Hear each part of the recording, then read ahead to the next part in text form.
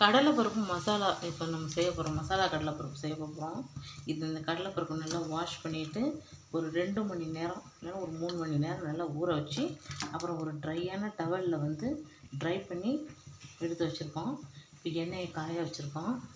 இப்போ எண்ணெய் நல்லா காஞ்சிருச்சான்னு பார்க்கலாம். காஞ்சிருச்சு. இப்போ நம்ம கொஞ்சம் கொஞ்சமாக இந்த கடலைப்பருப்பை எண்ணெயில் வறுத்து எடுத்துக்கலாம். கொஞ்சம்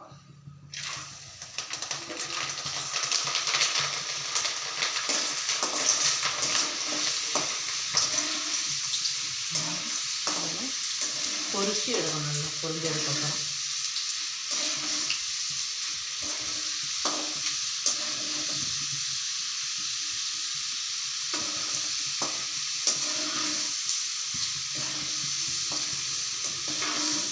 இந்த கலர் சேஞ்ச் ஆனதுக்கு பிறகு எடுக்கலாம்.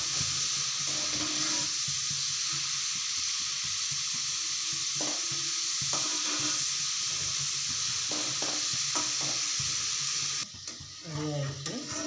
கொஞ்சம் கொஞ்சமாக அப்படியே எடுத்துடலாம். எடுத்துனோம்னா இன்னொரு மாற்றிக்கலாம்.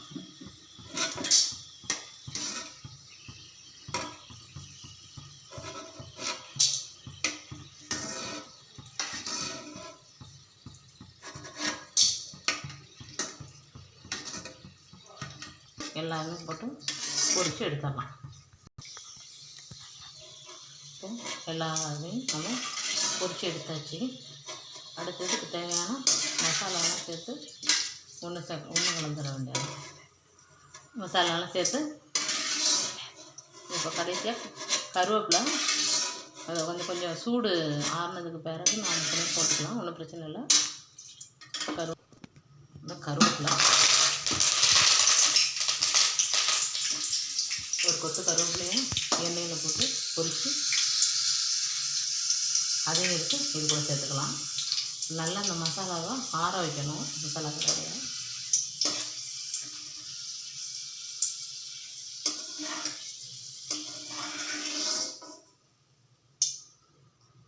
கருவேப்பிலை பொரிச்செடுத்து கூட வைப்போம். கொஞ்சம் நேரம் இது ஆறட்டும். அப்புறம் அதில் மசாலா போடணும். இப்போ கருவேப்பிலையை உருவி போட்டுக்குவோம். இதுக்கு தேவையான மசாலா கொஞ்சமாக கரம் மசாலா கொஞ்சம் போட்டுக்கலாம். அடுத்தது கொஞ்சமாக மிளகாத்தூள்,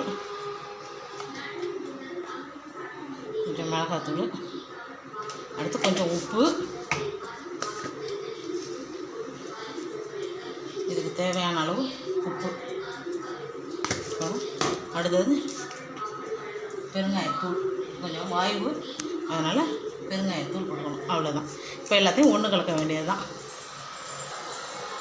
வீட்டில் அரைச்ச கொஞ்சம் குழம்பு மிளகாத்தூள், அது கொஞ்சம் நல்லா டேஸ்ட்டாகவும் இருக்கும். இப்போ இதை எல்லாத்தையும் அப்படியே மிக்ஸ் பண்ண வேண்டியது.